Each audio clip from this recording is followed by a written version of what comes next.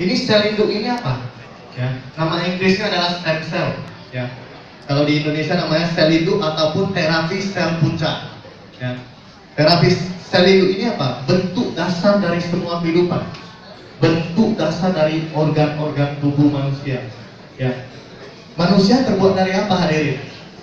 Yaitu sel sperma papa bertemu dengan sel telur wanita. Mungkin pada saat malam itu papa mama kita lagi senang-senang ya. Mungkin di mobil ataupun di mana ya.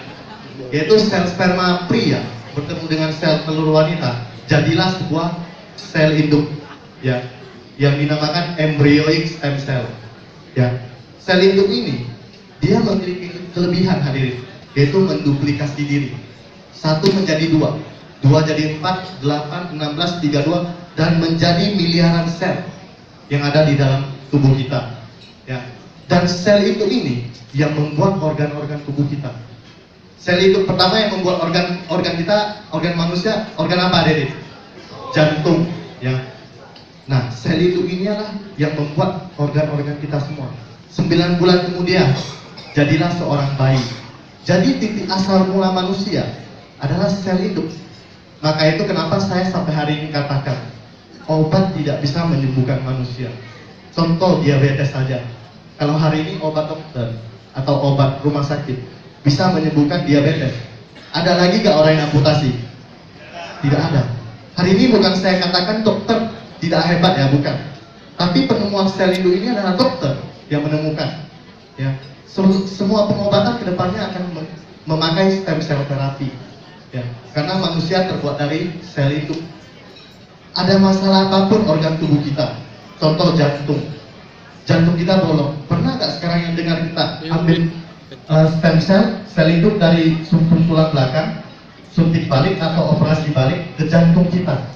Dia akan membentuk sebuah jantung baru. Nah, inilah hebatnya stem cell hari ini. Ya. Nah, sekarang di zaman sekarang sudah ada beberapa metode terapi sel induk yang mungkin kita tidak sadar telah ada. Yang pertama adalah injeksi plasenta atau injeksi stem cell di Swiss. Ya, rumah sakit namanya Rumah Sakit Santa Teresa, berdiri sejak tahun 1912 hadirin. Ya, dan ditemukanlah stem cell itu pada tahun 1930-an. Ya. Injeksi plasenta ini sebenarnya udah sangat terkenal, ya, seperti artis-artis konglomerat.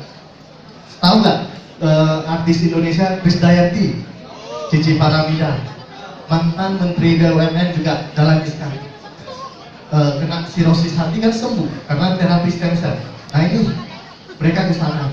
Tapi sayangnya di sini ada katakan apa? Mahal dan buang waktu. Karena kita harus daftar dulu hari ini.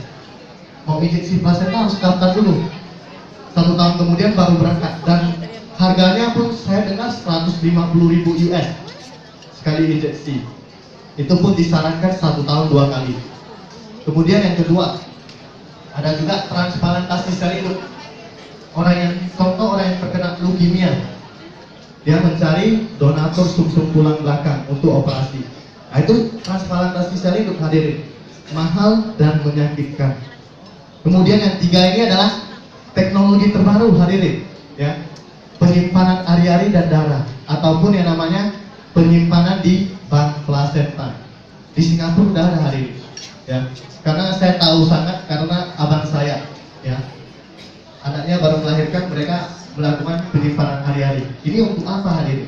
Jadi ari-ari atau plasenta ini dapat disimpan sampai 21 tahun di bank plasenta.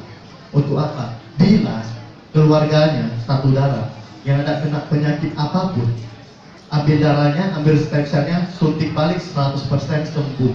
Ya. Ini adalah teknologi yang menjanjikan. Ya.